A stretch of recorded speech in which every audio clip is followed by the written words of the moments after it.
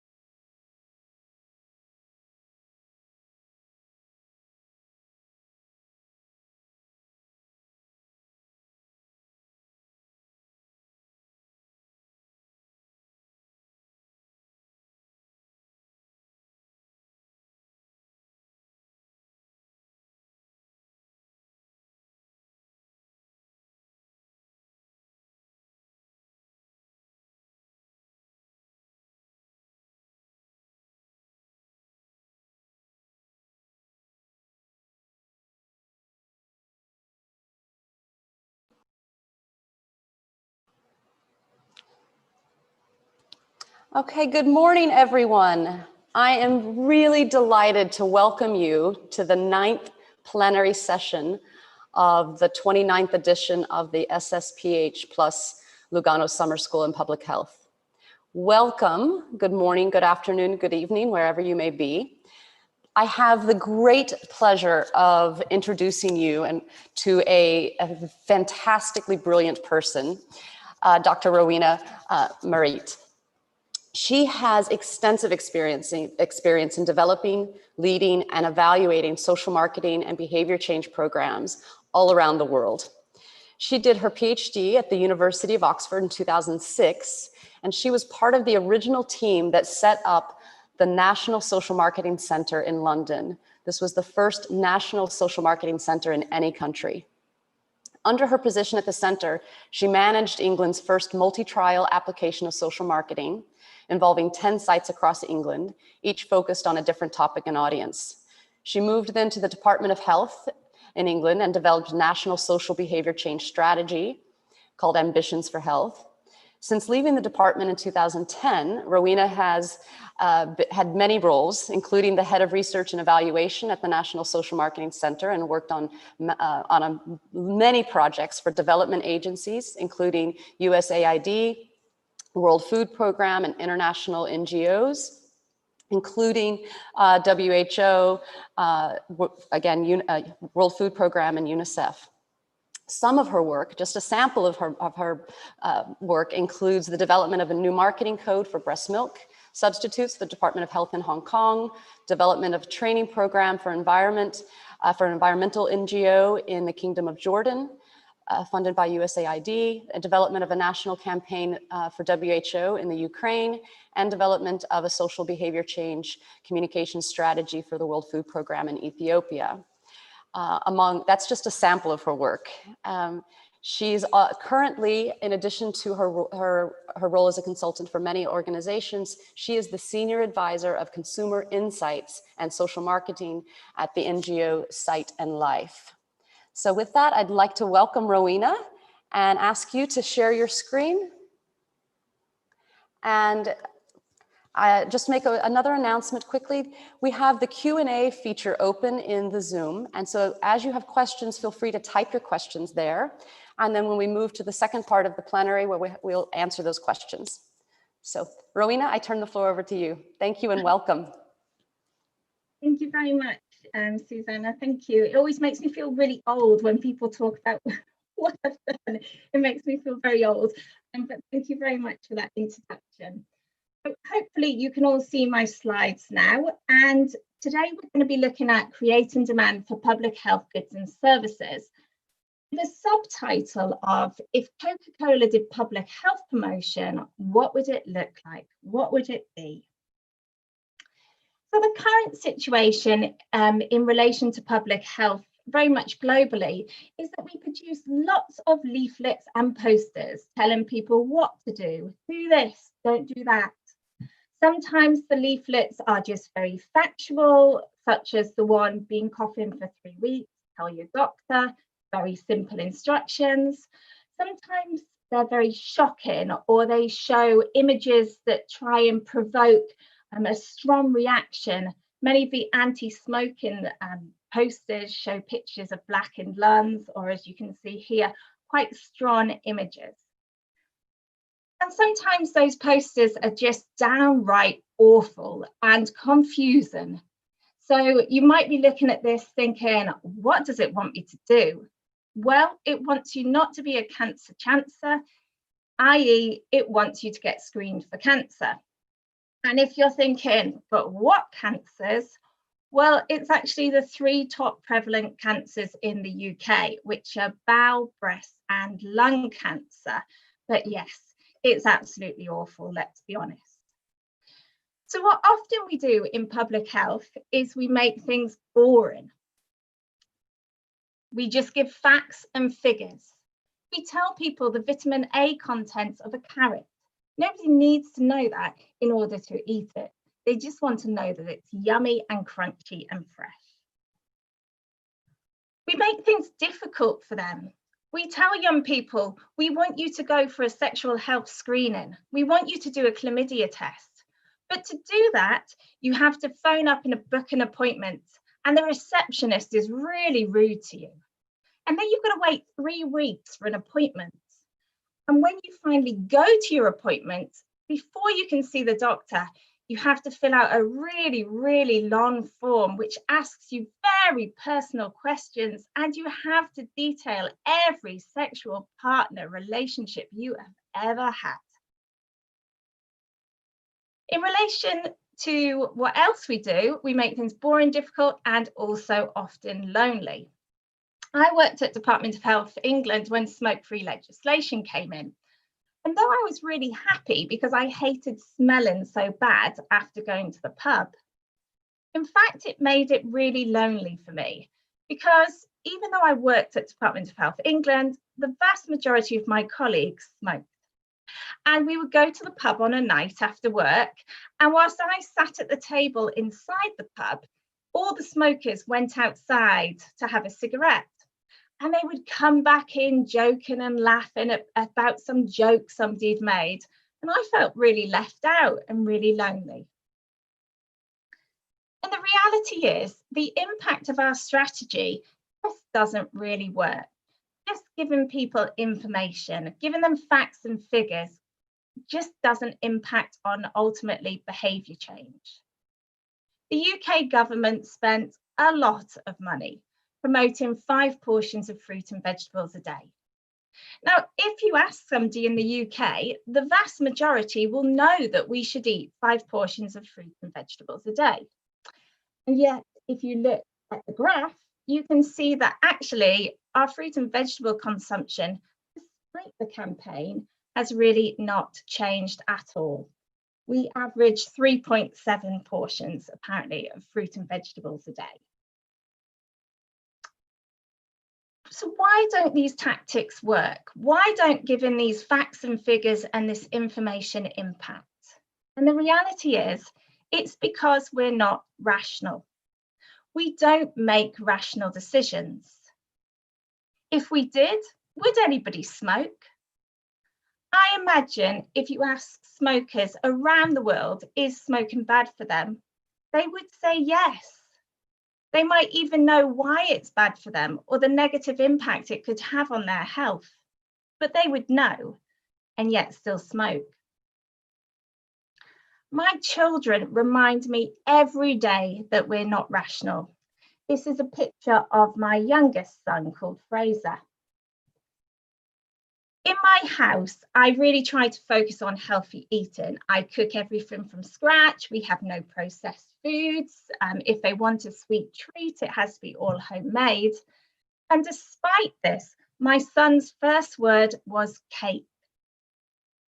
But to be honest, his love of cake is the least of my problems. When he was asked last week by his new form teacher what he wanted to be when he grew up, he said he wanted to be a Viking and that he was going to, and I quote, allay to Calais so he could pillage a village.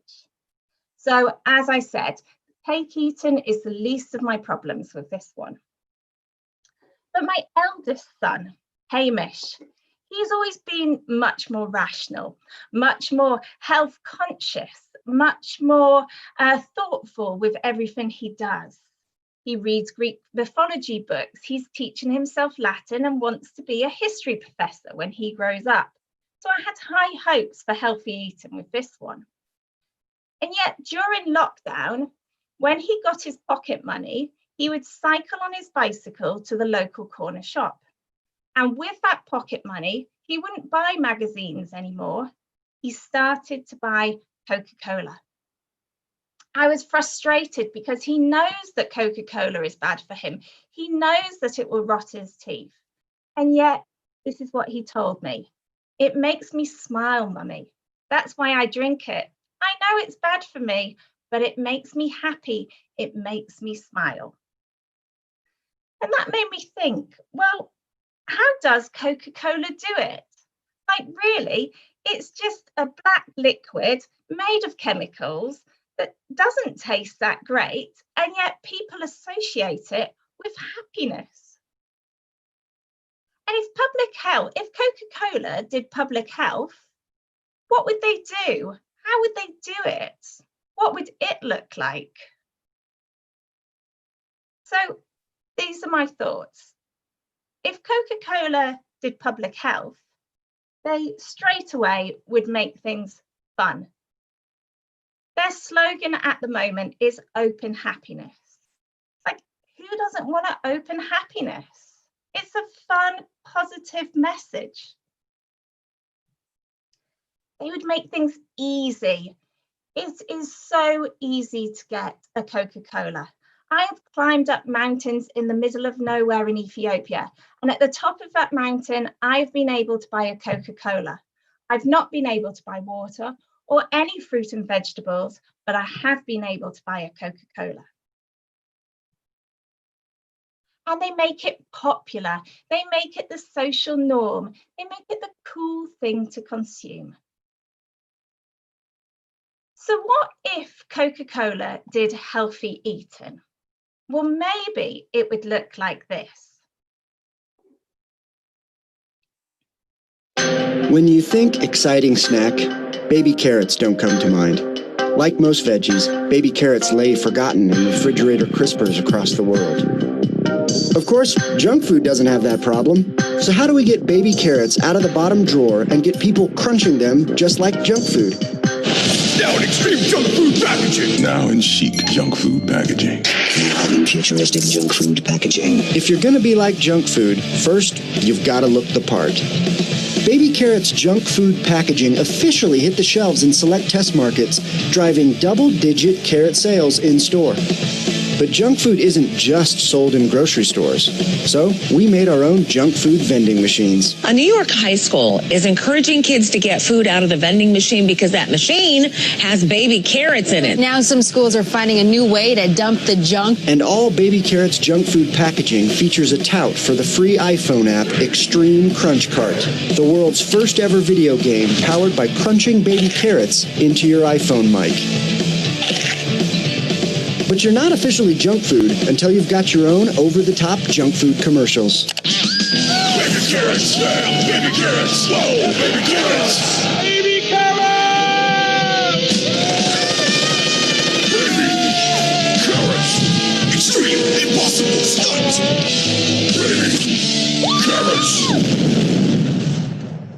Baby carrots! Extreme pterodactyl! Feel that feeling. You know the feeling. Overt sexual innuendo. Initiate crazy expensive special effects.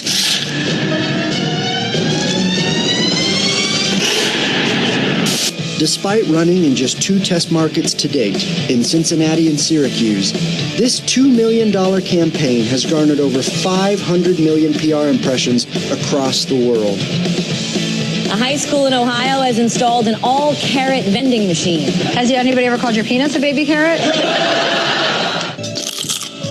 Oh, baby carrots. Baby carrots. Eat them like junk food. So hopefully you could see and hear that. We were having some technical issues earlier, but hopefully that's been resolved. So if Coca-Cola did healthy eating, they wouldn't talk about the value, the vitamins and minerals attached to eating products such as carrots. Instead, they would create demand by making healthy foods fun and cool and easy to access. They're in a vending machine next to the junk food. So what if Coca-Cola did road safety?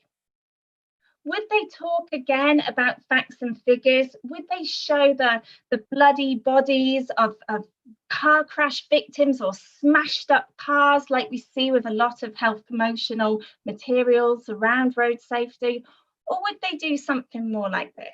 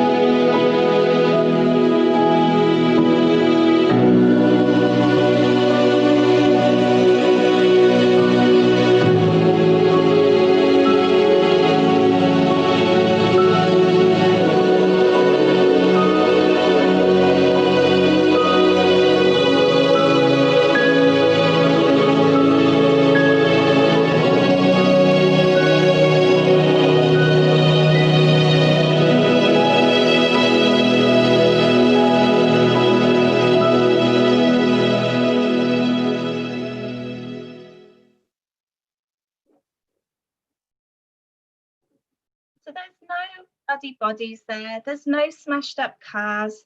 Instead, Coca-Cola would trigger our responses.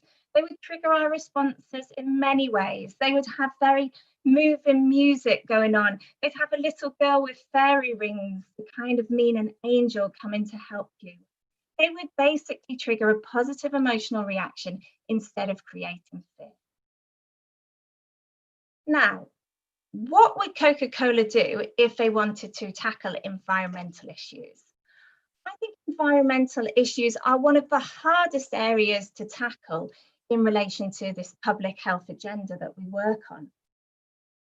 Often because with environmental issues, it's full of scientists who like to talk about stats and science, and everyday people like myself get really lost in it.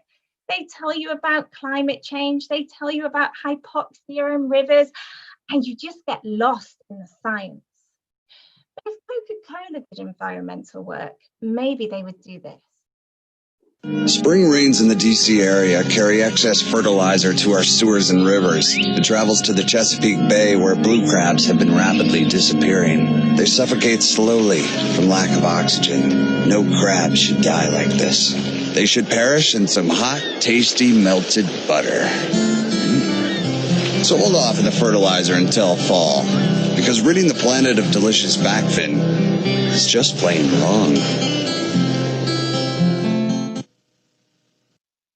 Spring Coca-Cola would tell you to save the crabs, but not for an environmental reason, just because you can eat them and they taste really delicious. Basically, they're focusing on what people care about now, and that is eating a delicious crab. They also make change very achievable. They're not telling you not to fertilize your lawns because they know Americans love their green lawns. Instead, they're telling you to fertilize in the autumn. So just don't fertilize in spring, instead fertilize in the autumn. So they're giving you a really easy change that you can make, where you don't feel you're actually losing anything. In fact, you've still got green grass and you have delicious crabs. It's a win-win situation they're communicating. So this made me think, well, we have to promote a lot of services and a lot of public services that are always on the line. We're always wondering which public service is going to be cut next.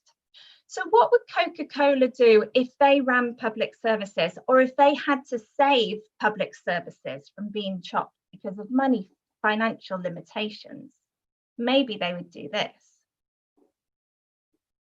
There once was a library, a beautiful, busy, award-winning library.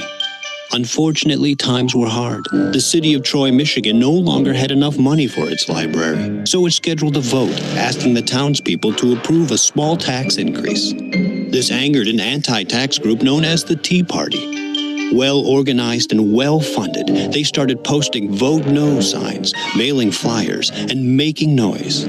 They dominated the conversation, changing the topic from library, books, and reading to taxes, taxes, taxes. With no money and an election less than a month away, the library needed help. They needed something attention-getting, audacious, maybe even vile. So we decided to form a group of our own and started planting signs around town that said, "Vote to close the library August 2nd, book burning party August 5th. The idea of book burning is bad enough, but gleefully making it a party, well, that angered people enough to send them to our Facebook page. You people are sick. This is disgusting. Reject the wackos. Vote yes. But we didn't stop there. We created videos. Imagine this times 200,000. How cool is that? Posted on Twitter. The Troy Library might be short on money, but it has books to burn. Created items for sale. A book bag. How ironic. We placed newspaper ads, created check-ins, posted flyers, and lined up entertainment. You guys are booking a band? People became enraged. Why would you burn books, idiots? This is horrible. Cheap imbeciles. What the is this world coming to? We should burn your signs instead. Complete and total this idiots. is really just pathetic. Jerks. They posted their own links, shared with friends, debated the merits of libraries and the audacity of burning books. The conversation spread from Facebook to city council meetings, from newspapers to TV. It grew from local to national, even international news.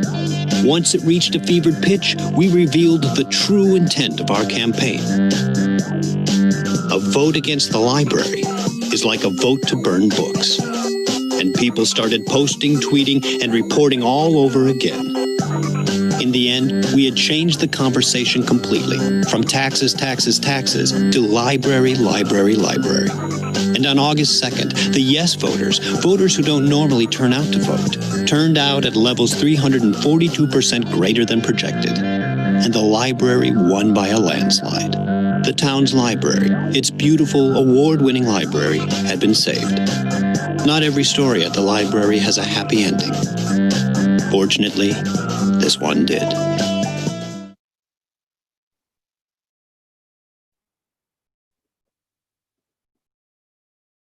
Coca-Cola would create momentum. It'd utilize unpaid media. It wouldn't be afraid to be controversial and take challenges and make change. And finally, what if Coca-Cola did sexual health? What would they do? Now, for many years, I worked on sexual health projects around the globe. And the one thing that was consistent is if I asked people, why didn't you use a condom? They would say, I don't want to lose momentum. I didn't want to lose the moment, basically, and fiddle about putting on a condom. If Coca-Cola did sexual health, maybe they would create this product. Hello, my name is Jacob. People think I don't use the condom, but as a matter of fact, I do. I'm just so super quick.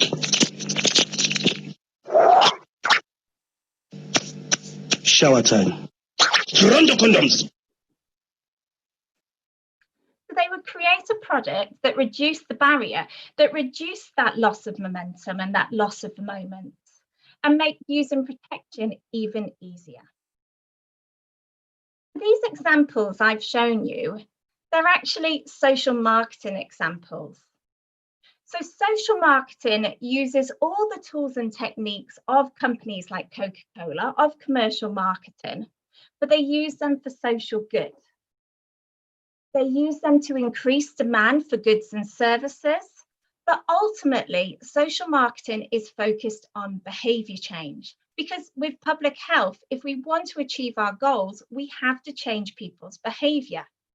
It's no point raising demand for carrots if people don't eat those carrots, or raising demand for condoms if people just carry them in their wallet and not use them. So ultimately, social marketing is a tool that can help you impact on behaviour, create demand for products and services, and then impact on behaviour, which ultimately impacts on our public health outcomes.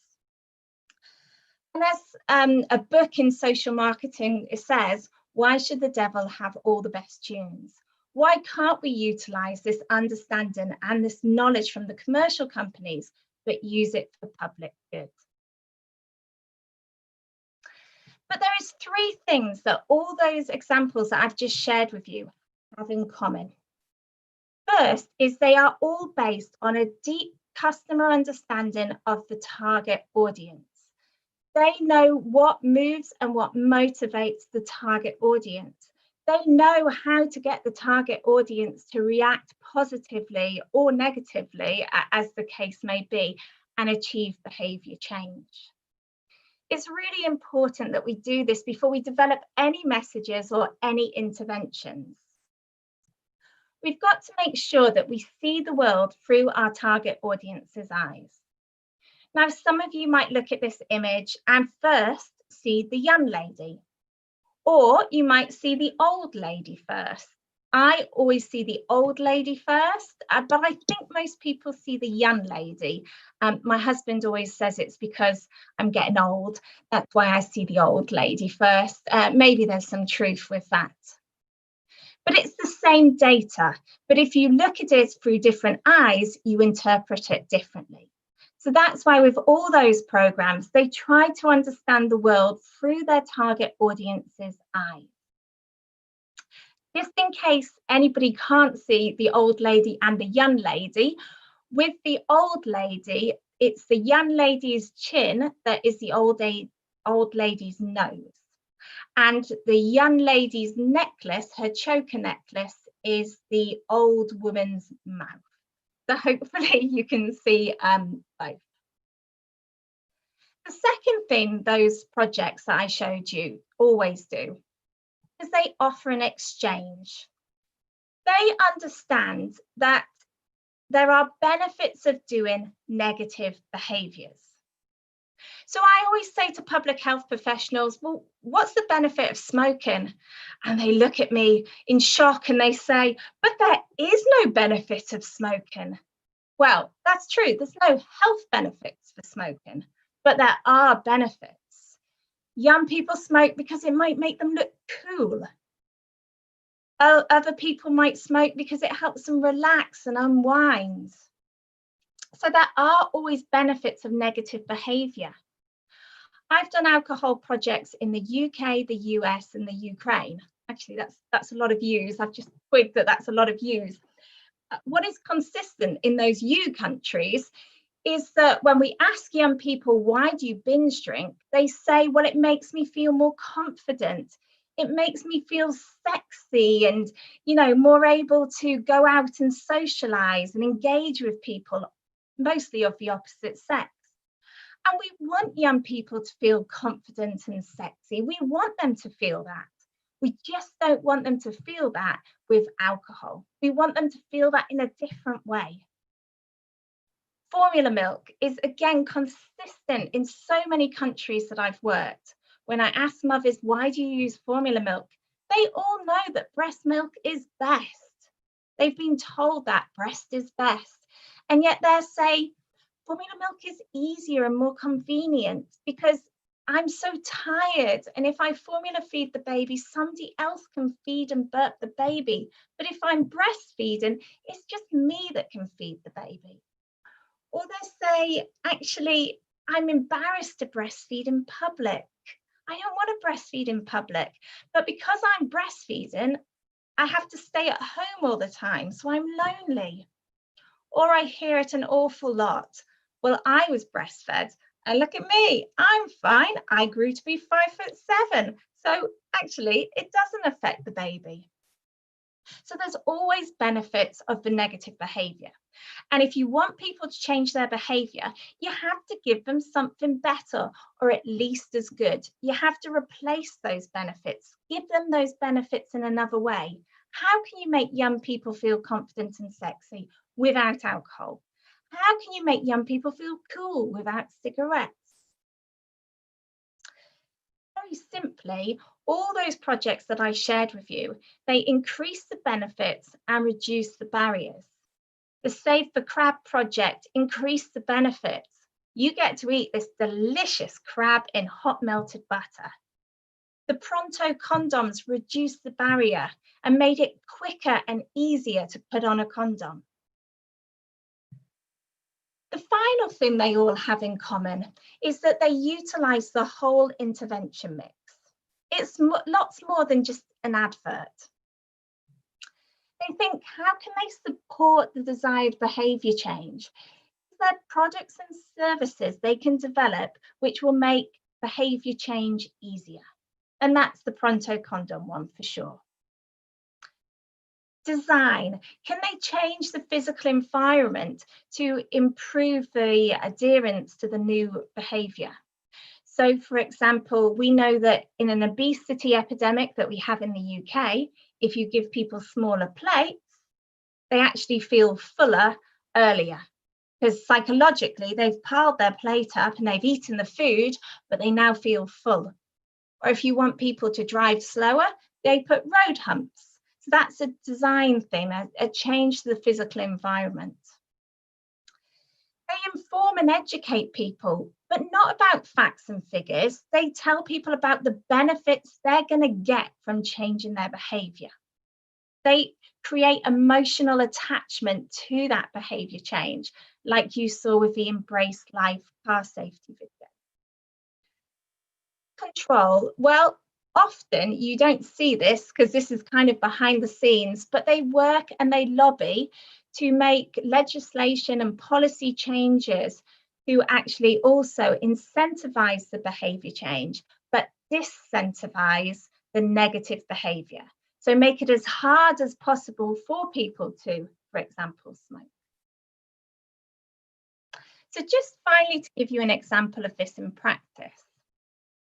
You might look at this picture and think, now, where could that be? Could it be maybe Mexico or could it be South America somewhere? Actually, this picture is from Dallas, Texas in the USA. Now, in Dallas, Texas, the Department of Transport there were looking at the fatalities, sadly, the infant fatalities from car crashes. And when they looked at the Hispanic population group compared to other population groups, the Hispanic population group had far higher child and infant fatalities because of car accidents than any other group. So at first, they did the traditional health promotion type initiatives, and they created leaflets and posters telling people that by law, they must have car seats for their children, and the dreadful impacts that could happen if they didn't have a car seat. You know, the normal ones where you see the baby flying through into the window and stuff like that. It had no impact on the behavior change. Then they gave away free car seats. And again, no impact. People took the car seats, but they didn't put them in the car. They put them in front of the TV for the children to have a comfortable seat whilst watching TV. And it's only when other things had failed did they decide to do a social marketing approach. And they gained that customer understanding. And this is what they found out. My child is always safest in my arms. That's what mothers believed. So you can see why those messages just wouldn't impact on their belief systems. And God decides when to take my baby. So they were very fatalistic, Catholic religion. So based on this, they developed their intervention mix. They created a service, and the service was priests blessing car seats. So using holy water to bless car seats. Now, in the Catholic faith, many people would believe that priests are, I suppose, the closest you can get to God on earth, maybe, and they go to church a lot. This group of Hispanics went to church. It was the social norm. Every Sunday they would go to church with their friends and family. What would happen is after church, they would go into the car park and the priest would bless the car seats and say a prayer. And then the car seats would be physically put into their cars. So from a fun, easy and popular point of view, it ticks all the boxes. The messages were not about car fatality, road fatality. Instead, it was about you're doing what's expected in the eyes of the church. And in the way car seat clips around your baby, this is like God putting his arms around your child. So if we think, oh, have you just lost my slides? Let me go back. Sorry. So if you think about it from a support point of view, that was the service, the priest directly blessing the car seats. From a design point of view, that was the car seats that reached all the safety standards we need them to reach. In form, we've already discussed. And from a control point of view, well, there was always fines for non-compliance. It was always the law that you should do this. But actually, they also did a subsidy for car seats, because through their research, they realized that actually people don't always value free products. So they sold the car seats for a discounted price so that people valued them more, but it was still affordable. And the impact, well, was very positive. The impact was an increase in car seat usage from 21 to 73% very quickly. Within the first few months that happened. And after a year, it was something like 92% compliance. So incredibly positive impact. And I think if you take a social marketing approach, you can create programs, products and services that help people overcome the barriers and add benefits that they actually care about. So I will leave you with this thought. If Coca-Cola did COVID prevention work, I wonder how well they do that. Thank you.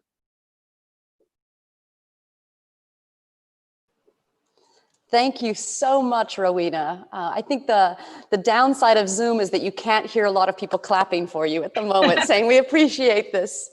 Really excellent, and thanks so much for your insights. I wanted to just remind everybody that if you have questions, you just type those in the Q&A feature of Zoom, or if you prefer, you could do the chat. The Q&A is just easier for us to manage. And then Maximilian and I will read those questions to Rowena. So to get started, we have questions coming in, but what I would like to ask you first, Rowena, is because you've got experience with so many different settings and target audiences, stakeholders, and also governments. Whenever you get maybe some pushback for doing social marketing. You know, we don't have the time to do it right, or our experts know best, and so we don't need to go to the target audience and get that feedback because we know the science and we know what we're doing. We're communication experts, we're behavioral experts. What are some of the arguments that you could provide them to convince them to maybe do things a little differently, as you've illustrated to us so well and so vividly here today in this presentation? So, yeah, I get that a lot. And because people want a magic bullet, they want a quick fix. And when it comes to behavior change, there is no quick fix. If there was a quick fix, we would have done it by now. And I think that's one of my arguments. So normally I'm only bought in when everything else has failed. So, for example, when I was brought into the project in Ukraine, they tried lots of other initiatives and they hadn't really impacted on alcohol consumption. They thought, well, let's try a social marketing approach. So often I say, well, what have you tried before? And we go through what they've tried and we discuss the pros and cons and if it's worked or not. And then we come to the conclusion, me leading them, but ultimately them coming to the conclusion that this really hasn't worked. And for us to do something different, it's to also acknowledge that in the past we must have done something wrong. So I say, look, just give me a month. And in that month, I will collect that customer understanding. And with that, I'll discuss with you how that relates to the projects you've done in the past. And then let's go. And I take them step by step. I don't say, look, you're going to be lumbered with me for 2 years whilst I go through this social marketing process. In the reality, they are lumbered with me for 2 years. So I say, just sign up for a month. Let's take it step by step and then let's see. Or I often get ministers when they look at the communication materials saying, oh, I don't like that picture, or I don't like that. I want that to be pink, or I want that to be blue. And I say, okay, I understand your issues with this. Let's pre-test it with the target audience. And then I'll bring their feedback and mix your feedback and their feedback, and let's come with a solution. So I think it's very much taking them on a journey and not coming in saying, I'm going to solve it or you're going to be stuck with me for years. It's taking them on that process journey, basically. Thank you very much. So I'm going to ask Maximilian to address some of the questions in the Q&A. Maximilian? Yes, thank you. Rowena, we have a question for you. Based on the assumption that we are not rational, but we rely on our emotions, how is it possible that pregnant women just do not quit smoking? Why do they do not rely on their love for their babies and just quit smoke?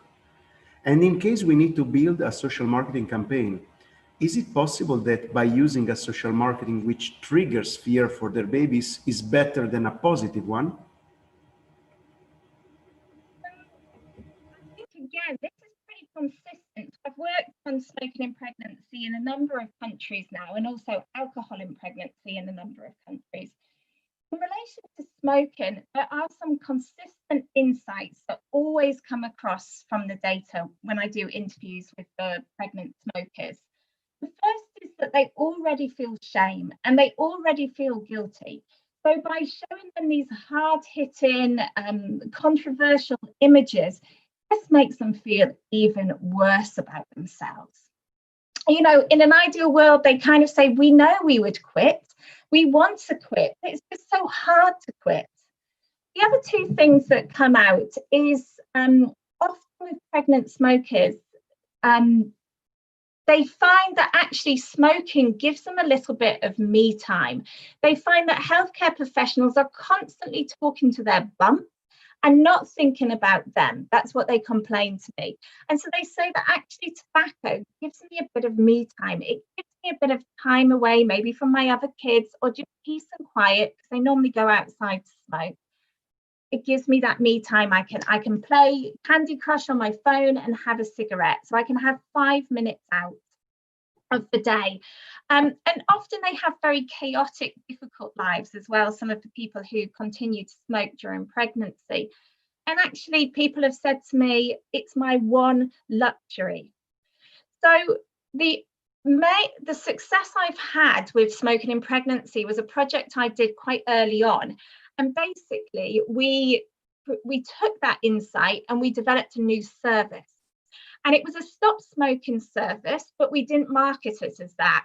We said, basically, come and have a cup of tea with us, come and have a chat, come with your neighbours, come with your friends.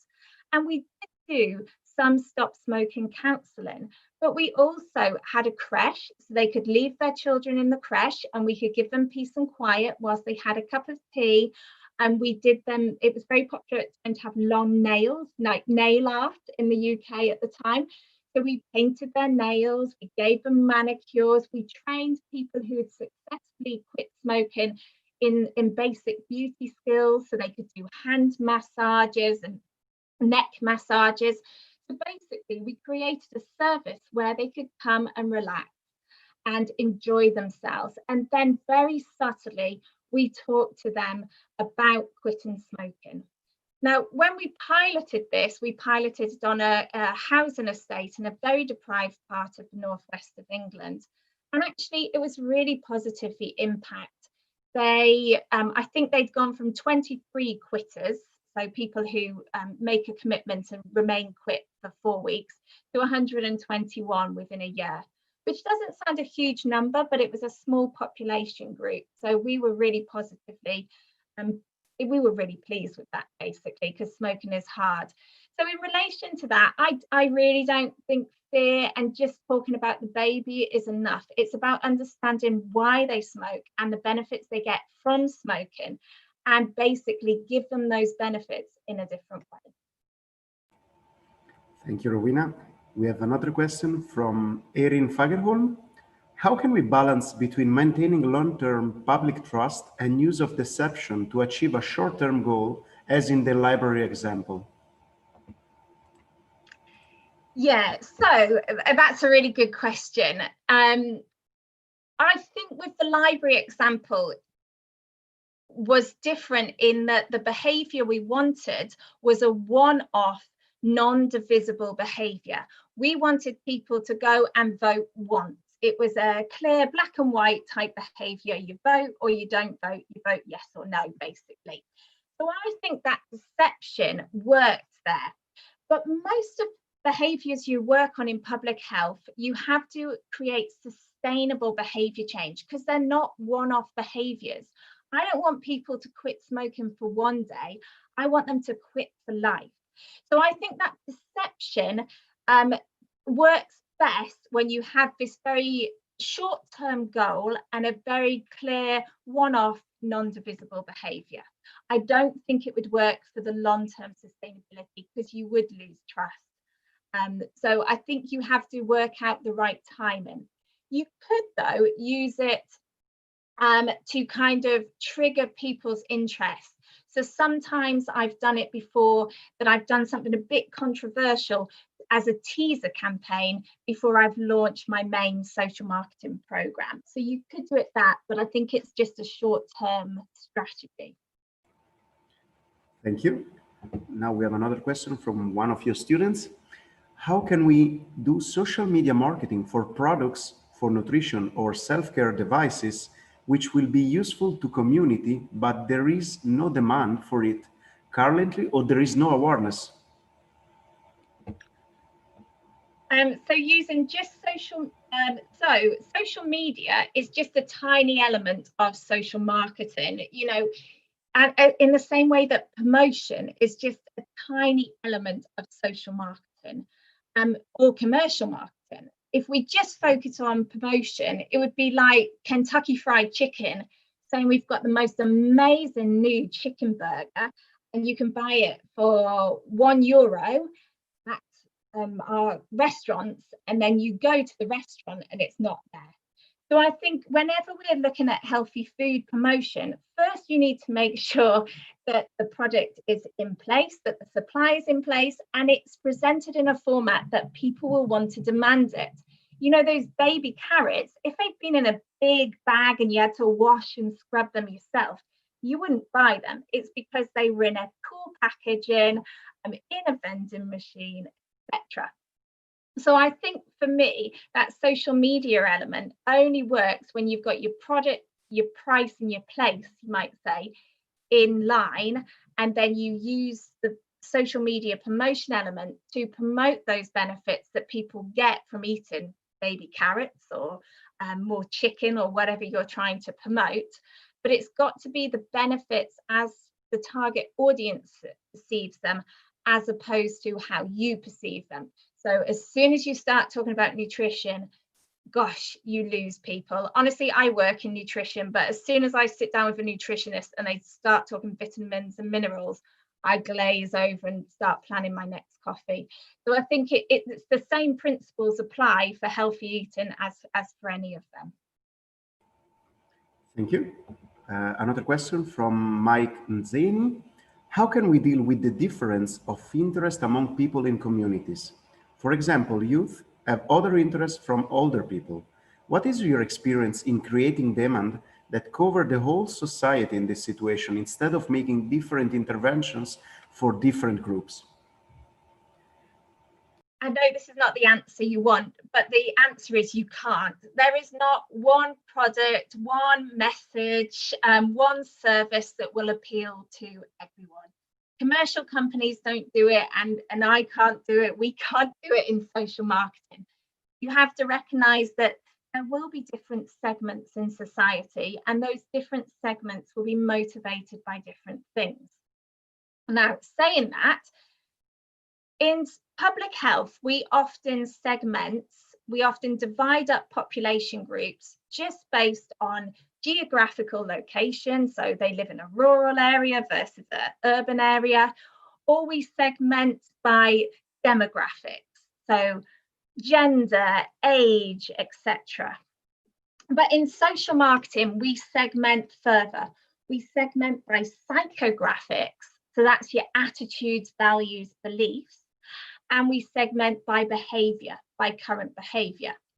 Now, if you segment by psychographics and current behavior, it might be that an old person and a young person actually have the same attitude towards the behavior. And so then it's not so much based on old versus young, it's just that they have consistent attitudes, beliefs, etc. So normally I would say you can't create a product that will appeal to everyone. You can't, but you can create products that appeal to a whole range of population groups if you base it on those psychographics and those behaviors, as opposed to just saying young people think this and old people think that, because that's just not right. They might have some of the same views and attitudes on things in relation to your problem that you're trying to address. Thank you, Rowena. We have now a comment coming from the chat from Aira, who writes, great presentation. Thank you, Rowena. We are doing development need to think differently about communication and advocacy. Perhaps this is where public-private partnerships come in. Do you have any examples where development sector has worked with private sector to do successful behavior change? So yeah, and I think this is something that's evolving all the time. So many years ago, there was something called the RED campaign that was done by commercial companies around basically HIV awareness and prevention, etc.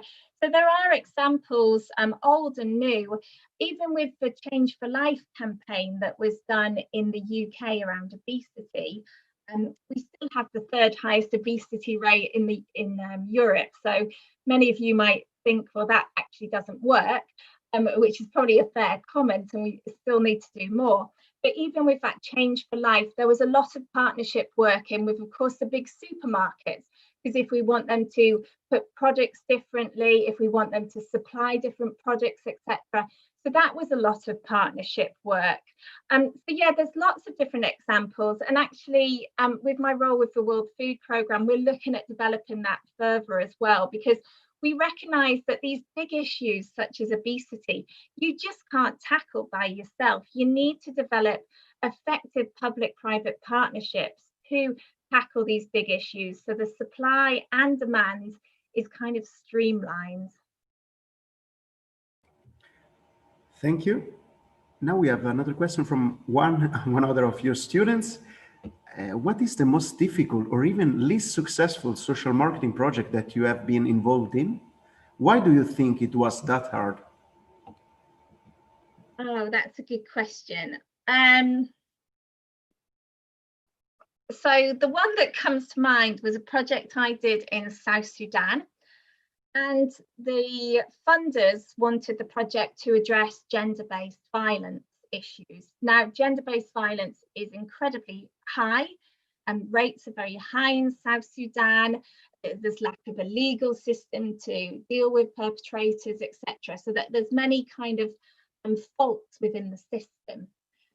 But I think what was a real eye-opener for me was when I was interviewing the key informants. So I was interviewing religious leaders and village chiefs. And we were talking about gender-based violence within their communities. And the religious leaders said to me, gosh, yes, rape is dreadful. We frown on rape. We preach that you shouldn't rape people. That's really bad. Unless you're disabled, and if you're disabled, then rape actually isn't that bad because it's the only way they can have a child. But actually, for a disabled woman, rape could be quite good because they get a baby that way.